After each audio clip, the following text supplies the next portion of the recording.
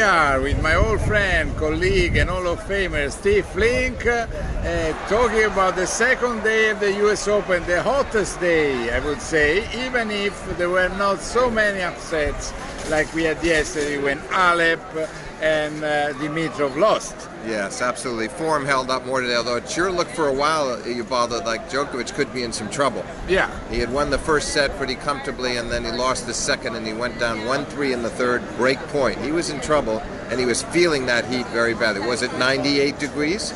Yeah, well, 98, they say 37. I don't know exactly how to translate that number, but then the humidity was also terrible. And Djokovic was not moving the way he normally does. You could see at the changeovers getting the ice on his neck, trying to deal with this heat, pouring water over his head. But he just was didn't have the usual explosive movement, and he was getting behind in the rallies all the time. Yeah, and then you remember years ago Djokovic was suffering sometimes the bad the weather conditions. He had to do something to fight against that attitude. He did, and he changed his diet, but this was so extreme today that I think he just had to muddle through it, and he did.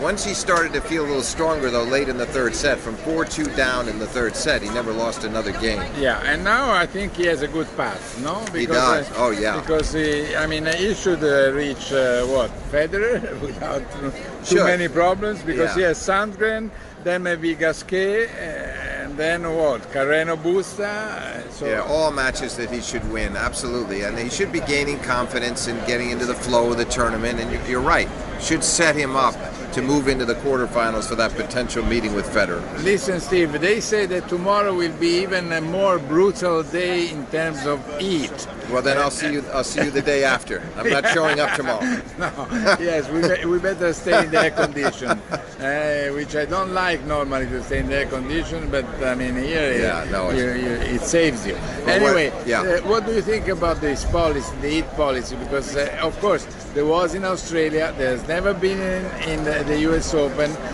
before today. Those 10 minutes, there were some players complaining because they said, well, it should have been decided this morning early for everyone because rules should be the same for everyone.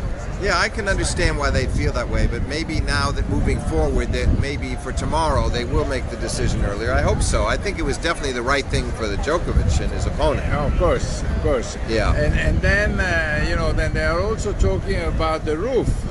Because while the Armstrong doesn't have air conditioning under the roof, the Arthur Ashe maybe, it could be like in Australia that when it's too hot, even if today Chris Wittmeyer said that they would put the roof only when it's raining. Yeah, I wish they could find a way that it would be comfortable with air conditioning, and on a day like today, they could use it. It would be a great thing for the players to have it for that reason, because you start worrying about their health after a while, don't you?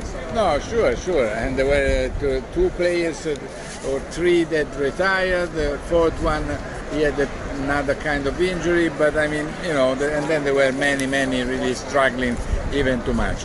Well, tomorrow, third day, there will be the two Williams on court. And one of the two Williams, Venus, is going to play Camila Giorgi. And you may remember that in Australia years ago, Camila had won the first set and he was up one break in the second. Yes. Oh, she had a very good chance to win that match, and she had that great match with Serena in Wimbledon this year. Yeah. She gets up for matches like that. I think she's actually very dangerous for Venus again. And Venus coming off this long match yesterday, almost 3 hours before she could beat Kuznetsova. So I think Giorgi has a decent chance to win that match. Well, we'll see. Then tomorrow also, Sloane Stephens is playing Kalinina, Ukrainian, and in the evening Serena will play the German Witthöft. Yeah, well, Serena just came off another night match last night. She should be happy to play it in the evening again. And Sloane Stephens looked good in the first round. I think she's had a very good year from Miami on, where she won Miami finals of the French, and now she seems really eager to defend her title. She just might do it. All right. Then Well, see you tomorrow. Hoping that if the day is so brutal as is it expected, Steve Flink will not pushes me to wear the jacket and the tie, because he's he doesn't want to appear casual ever. If it's 110 degrees tomorrow, we still wear tie and jacket. Oh really? Okay. Well, he's an Hall of Famer, a great friend, and we have to follow him even when we don't trust him. Bye bye. See you tomorrow.